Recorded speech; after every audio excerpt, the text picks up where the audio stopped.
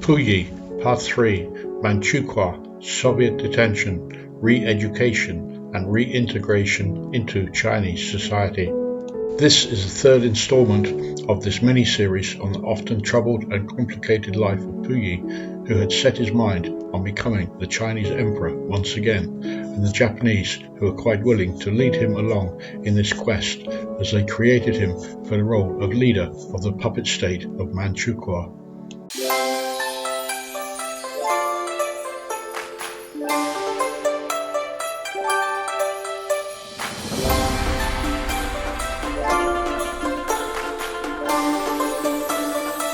Manchukuo, 1932 to 1945. Puyi accepted the Japanese offer and was installed as Chief Executive of Manchukuo on the 1st of March 1932, a puppet state of the Empire of Japan.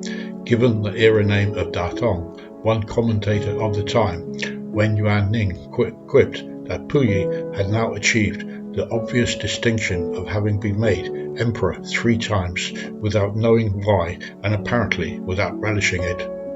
Puyi believed Manchukuo was just the beginning and that in a few years he again would become the emperor of China. At that time, Japanese propaganda predicted the birth of Manchukuo as the triumph of Pan-Asianism and the 5 races of Japanese, Chinese, Korean, Manchu and Mongols coming together, which marked nothing less than the birth of a new civilization and a turning point in world history. Puyi made his ceremonial entry into Changchun on the 8th of March 1932, sharing his car with Zong, who was beaming with joy, a stern-faced Amakushi and a miserable-looking Wanrong. Puyi claimed he was too preoccupied with his own hopes to realize the cold comfort that the citizens of Changchun, silent from fear and hatred, were giving him. The British journalist Woodhead, a close friend of Puyi, stated that he had met no Chinese who felt any enthusiasm for the new regime, and that the city of Harbin was being terrorized by Chinese and Russian gangsters working on behalf of the Japanese, making the city lawless. Even its main street was unsafe after dark. In stark contrast, and perhaps a little blinkered to reality, Puyi stated that he planned to govern Manchukuo in a Confucian spirit and that he was perfectly happy with his new position. From the beginning of the Japanese occupation, there had been resistance by guerrillas whom the Kwantong army labelled as bandits. In exchange for a multi-million-dollar bribe, General Doihara was able to get the support of the Hui Muslim general Ma Zhangshan to accept Japanese rule, and he had Puyi appointed as defense minister. Much to the chagrin of Puyi and his Japanese masters, Ma's defection turned out to be a ruse. Only months after he was appointed defense minister, Ma took his army over the border to the Soviet Union, from where he continued his fight against the Japanese. Restoration to the role of emperor. Japanese Emperor Hirohito wanted to see if Puyi was reliable before honouring him with an imperial title, and so it was not until October of 1933 that General Doihara informed Puyi that he was to become an emperor once again, causing Puyi, in his own words, to go wild with joy, although he was also disappointed that he was not given back the title of Great Qing Emperor. Doihara also informed Puyi that the Emperor of Japan was his father, and that the Kwantong Army was Japan's representative in Manchukuo, which must also be obeyed like a father. This was further evidence of Puyi being used as a puppet by the Japanese. Manchukuo became infamous almost immediately for its high rate of crime, as Japanese-sponsored gangs of Chinese, Korean, and Russian gangsters fought each other for control of the opium houses, brothels, and gambling dens. Additionally, there were 9 different Japanese or Japanese-sponsored police or intelligence agencies operating within Manchukuo. Though these agencies were each told that Japan was a poor country and that they had each had to sponsor their own operations by engaging in organized crime. In 1933, Simon Caspe, a French Jewish pianist, was captured, tortured, and eventually murdered by an anti-Semitic gang of Russian fascists while visiting his father, who owned a hotel in Harbin. The Casp case drew lots of international attention, leading up to 2 trials in Harbin in 1935 and 1936, as the evidence pointed towards the involvement of the Kempeitai, the military police of the Japanese Imperial Army, and the evidence became too strong for Tokyo to ignore. Meanwhile, Puyi was portrayed as saving the people of Manchukuo from the chaotic rule of the Zhang family, being assisted by the Kwantung army. A high crime rate evident in Manchukuo, together with the publicity surrounding the Casper case, made a mockery of the claim that Puyi and the Kwantung army had saved the people from a lawless and violent regime. As the Kangda Emperor, on the 1st of March 1934, Puyi was crowned as the Emperor of Manchukuo under the regnal title of Kangda in the city of Changchun. General Masahiko Amakasu was present at the ceremony, ostensibly as Puyi's minder, to prevent him from going off script. Wan Rong, Puyi's wife, was excluded from the ceremony due to her addiction to opium, anti-Japanese feelings, and the growing reputation for being difficult and unpredictable led Amakasu to the conclusion that she could not be trusted to behave in the way they wanted. Puyi resented being head of state and then Emperor of Manchukuo, as he wanted to be restored as a Qing emperor. At his enthronement, he clashed with his Japanese rulers over dress. The Japanese wanted him to wear a military uniform, whereas Puyi wanted to wear traditional Manchu robes. As a compromise, he wore a Western-style military uniform to his enthronement, becoming the only Chinese emperor to ever do so. The coronation was dominated by the Japanese, with over 70% Japanese in attendance. The city of Changchun was chosen by the Japanese as the capital of Manchukuo and renamed Xinjing. Puyi had wanted the capital to be Mukden, today the city of Shenyang, which had been the Qing capital before the conquest of the Ming in 1644. Puyi hated living in Xinjing, which he regarded as an undistinguished industrial city that lacked the historical connections that Mukden had. There was no palace in the city, so Puyi lived in what had once been the salt tax administration offices during a period of Russian occupation. As a result, it became known as the Salt Tax Palace, and today is known as the Museum of the Imperial Palace of Manchukuo. Life for Puyi in the palace was as a virtual prisoner, and he was unable to leave the property without permission. Shortly after his coronation, Puyi's father arrived at the railway station for a visit. Prince Chun told his son that he was foolish for believing the Japanese would restore him to the Dragon Throne, while warning him that the Japanese were just using him. The Japanese issued a note of diplomatic protest at the arrival of Prince Chun, claiming the railway station was under the orders of the Kwantung army and only Japanese soldiers were permitted to use it, and that Prince Chun would not be welcome if he attempted to return. Anglo-French historian Edward Baer noted that the Empire of Manchukuo was built by the Japanese as an idealistic state where the 5 races of the Chinese, Japanese, Koreans, Manchus and Mongols had come together in Pan-Asian brotherhood, was in fact one of the most brutally run countries in the world, a textbook example of colonialism, albeit of the Oriental kind.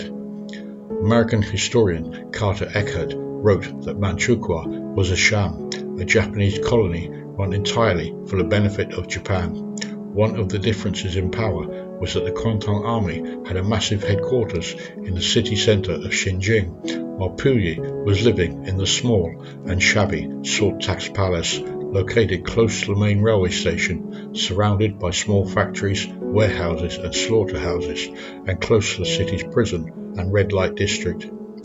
Baer further commented that Puyi knew that he was dealing with ruthless men, and Puyi later admitted that he had put his head in the tiger's mouth by going to Manchuria in 1931. From 1935 until 1945, Puyi's attaché was Yoshioka Yasunori, who controlled him through fear, intimidation, and direct orders. During this period, there were several attempts on the life of Puyi, including a stabbing incident by a palace servant in 1937. Earlier in this video, I mentioned the case of Simeon Kasp's murder in Harbin, and in June 1936, the Japanese prosecutor argued in favor of 6 defendants, calling them Russian patriots who raised the flag against the world danger of communism. Surprisingly, the Chinese judges convicted and sentenced the 6 Russians, which led to the Russian Fascist Party hailing them as martyrs of Holy Russia. Puyi was presented with a petition asking to pardon the 6 men. Puyi refused the pardon, but the verdict was sent to the Xinjiang Supreme Court, where Japanese judges quashed the verdict.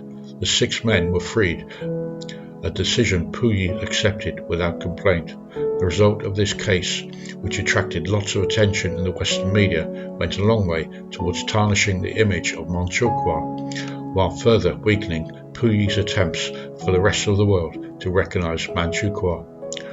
Puyi, in his role of a virtual prisoner, was becoming more and more erratic in his behavior, mistreating his staff, including his becoming a devout Buddhist, and in doing so, banning his poorly fed staff from eating meat. In his Buddhist role, he forbade the killing of mice or insects, but if an insect was found in his food, the cooks would be flogged. Questions on Puyi's sexual preferences. By this time, Wanrong detested her husband and began mocking him behind his back, performing skits for the servants, putting on dark glasses and imitating Puyi's jerky movements. During his time in Tianjin, Puyi had started wearing dark glasses during the interwar period. Dark glasses were being worn by Tianjin's homosexual tiny minority to signify their orientation. Puyi claimed the wearing of these glasses was purely to avoid eye strain and headaches from the glare of the sun. In addition to having a reputation for having relationships with his page boys, Puyi was also attracted towards young girls, according to Edward Baer, and that Puyi was bisexual by his own admission. Lady Saga, who was married to Puyi's brother Puyi, wrote in a 1957 autobiography, Memoirs of a Wandering Princess, of Puyi's sexual attraction towards his young and handsome page boys, and that Puyi was referred to as the male concubine. When asked by Baer about his brother's sexuality, Prince Puyi said Puyi was biologically incapable of reproduction, a polite way in China at that time of saying someone is gay. When one of Puyi's page boys attempted to flee the salt tax palace to escape his advances, Puyi ordered he be given a flogging. On one occasion, the extremely harsh punishment led to the boy's death, so Puyi, in his judgment, had those conducting the flogging flogged themselves as punishment. Corvée labour. In July 1937, as the start of the Second Sino-Japanese War loomed, Puyi issued a declaration of support for Japan. The following month, a decree was written up that Puyi signed calling for the use of corvée labour to be conscripted in both Manchukuo and northern China, claiming that in these times of emergency, industry needed to grow at all costs, and the use of slavery was required to save money. This was akin to African slaves being taken to the New World by the Middle Passage, historian Driscoll wrote, and labelled it as the Manchurian Passage, as vast numbers of Chinese peasants were rounded up to be used as slaves in the mines and factories of Manchukuo. Every year from 1938 until the end of the war in 1945, an estimated 1 million Chinese were forcibly taken from the countryside of Manchukuo and northern China to be used as slaves in the Japanese-operated mines and factories of Manchukuo. Wanrong pregnancy. In 1935, Wanrong was embroiled in an affair with Puyi's chauffeur, Li Tiyu, that left her pregnant.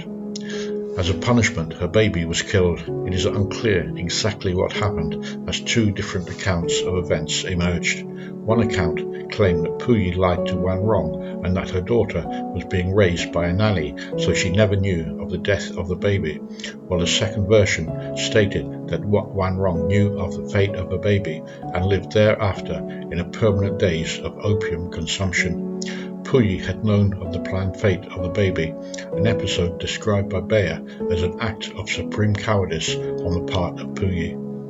In December 1941, Puyi followed Japan in declaring war on the USA, but as most countries of the world did not recognize Manchukuo, there was no reciprocal declaration of war in return. During the war, Puyi became estranged from his father, having not visited his son since 1934. Though they were rarely in correspondence, and news of the other was only transferred through intermediaries. In August 1942, Puyi's concubine, Tan Yulin, fell ill and died after being treated by the same Japanese doctors that murdered Wan Rong's baby. After the war, at the Tokyo War Crimes Trial, Puyi claimed that she was murdered.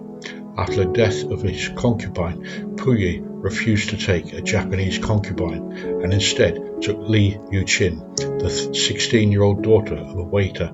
Puyi was fond of Li, but his main interest continued to be with his page boys. Collapse of Manchukuo. On the 9th of August 1945, the commander of the Kwantung Army, General Otozo Yamada, told Puyi that the Soviet Union had declared war on Japan and that the Red Army had invaded Manchukuo. Yamada assured Puyi that the Red Army would be easily defeated. Whenever air raid sirens sounded, all of Puyi's court would hide in the basement. During the invasion, more than 1.5 million Soviet and Mongol soldiers stormed into Manchukuo, overwhelming the Kwantung Army that had not expected an assault of that magnitude until 1946 at least. On hearing that the Mongolian People's Army had joined with the Red Army, Puyi was terrified that they would torture him if he were captured. When Yamada told Puyi of the losses in northern Manchukuo and that Puyi must leave at once, he ordered his staff to box up his treasures for shipping out. Puyi observed soldiers of the Manchukuo army removing their uniforms and deserting. When Puyi's calls to the Kwantung Army HQ went unanswered, the realization of the seriousness of the situation hit home. His minder, Amakuso, chose to swallow a cyanide pill, as Puyi was escorted to the railway station to escape. Late at night, on the 11th of August 1945, a train carrying Puyi, his court, ministers and the Qing treasures left Changchun. On the 15th of August, Puyi heard on the radio that Japan had surrendered. The next day, Puyi abdicated as the Emperor of Manchukuo and declared that Manchukuo was again part of China. In a panic, Puyi's party split up, with his former Premier Zhang Jinhui going back to Changchun. Puyi planned to take a plane to escape along with his brother Puyi, his doctor and his servants. Oddly, Wan Rong, his concubine Li Yuqin, Puyi's wife Lady Hirosaga and their 2 children were left behind, as they were thought to be in no immediate danger. On the 16th of August, Puyi took a small plane to Mukden. From there, another larger plane was supposed to take a small party to Japan, but before they could take off, a Soviet plane arrived and Puyi, together with his party, were taken prisoner, although at first the Soviets did not realize the importance of who they had captured. Wan Rong, Lady Saga and Lei Yichun were captured by Chinese guerrillas as they made their way to Korea. Wan Rong was put on display in a local jail. Such was the hatred for Puyi, the local Chinese had no sympathy for Wan Rong. In June 1946, Wan Rong starved to death in her jail cell. Puyi did not learn of the death of his wife until 1951. Later life, 1945 to 1967. Soviet imprisonment and trial. The Soviets took Puyi to the Siberian town of Chita, where he was housed in a sanatorium, before he was moved to Khabarovsk, close to the border with China. While in captivity, he was treated well and permitted to keep some of his servants. Puyi spent his time praying while expecting the other prisoners to treat him as an emperor, slapping the faces of his servants when he was not. While he was imprisoned, Puyi learnt of the Chinese Civil War through Chinese language broadcasts on Radio Moscow. The Chinese government repeatedly asked for Puyi to be repatriated to China, requests that were refused. The Kuomintang government had indicted Puyi on charges of treason, and the Soviet refusal to extradite him almost certainly saved his life.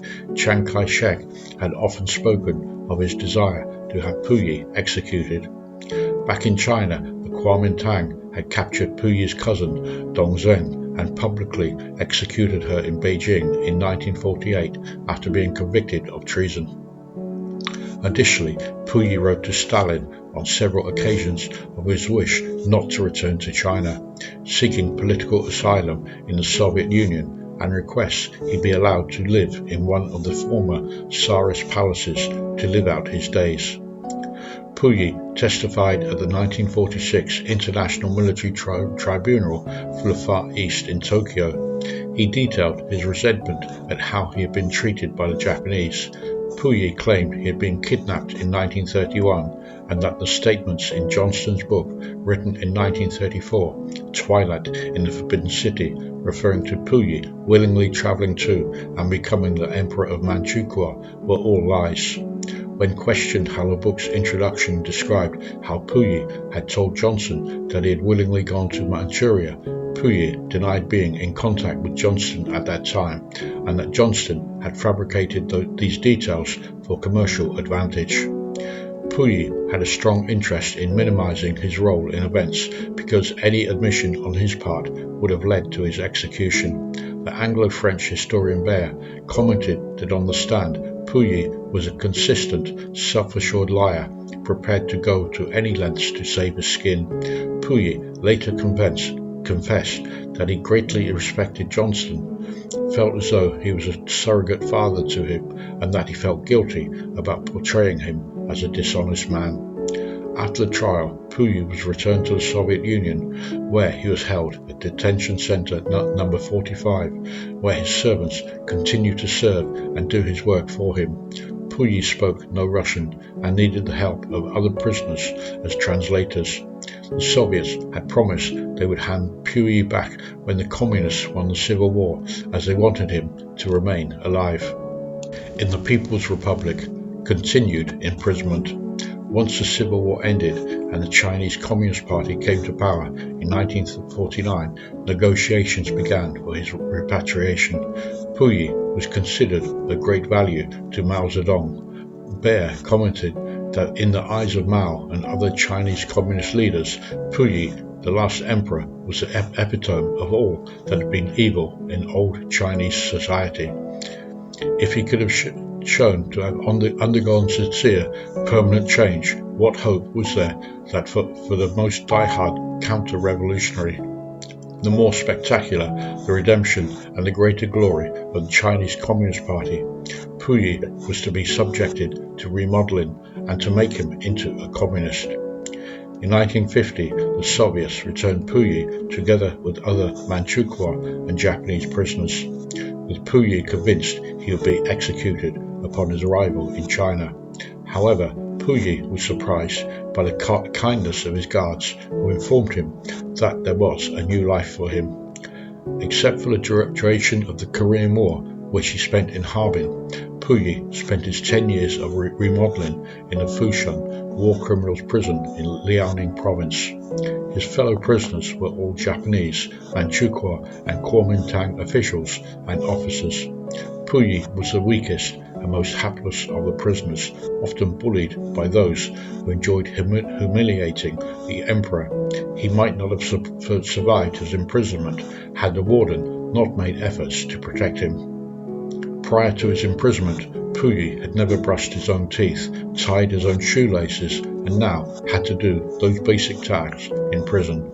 In 1951, Puyi learned for the first time that his wife Wan Rong had died in 1946. When Puyi complained to his warden that it had been impossible for him to resist the Japanese, he was confronted with the knowledge that ordinary people had fought the Japanese, been tortured, and while they risked their lives, Puyi, the emperor, had done nothing. One day, his remodeling included a visit to Harbin and the infamous Unit 731, where chemical and biological experiments had been conducted on people by the Japanese army. By the mid-1950s, Puyi was overwhelmed with guilt and had considered taking his own life. Puyi was taken into the countryside to meet with Chinese peasants that had been used as slaves by the Japanese in factories. Another described the mass execution of her village by Japanese soldiers. Another occasion, his former concubine, Li Yuqin, was brought to see him. She verbally attacked Puyi, who saw her only as a sex object, and that now she was pregnant by a man who loved her. Release. Puyi was brought to Beijing on the 9th of December 1959 and lived for the next 6 months in an ordinary Beijing residence with his sister. He had the job of sweeping the streets. He later worked as a gardener at the Beijing Botanical Gardens. This was a role that brought him a degree of happiness and fulfillment, something he had never known as an emperor. In 1960, Puyi met with Premier Zhou Enlai, who told him, "You weren't responsible for becoming emperor at the age of 3, or for the 1917 attempted restoration coup, but you are fully to blame for what happened later. You knew perfectly well what you were doing when you took refuge in the legation quarter and travelled under Japanese protection to Tianjin and then to Manchuria." On the 30th of April 1962, at the age of 56, Puyi married Li Shuxian, a hospital nurse. From 1964 until his death, Puyi worked as an editor for the literary department of the Chinese People's Political Consultative Conference, where his monthly salary was around 100 yuan. In an interview in 1995, Li Shuxian stated she had married an honest man, a man who desperately needed her love and gave her as much love as he could. He tended to her when she was unwell and showed great devotion. Puyi showed great remorse for his past, telling her that yesterday's Puyi is the enemy of the Puyi of today.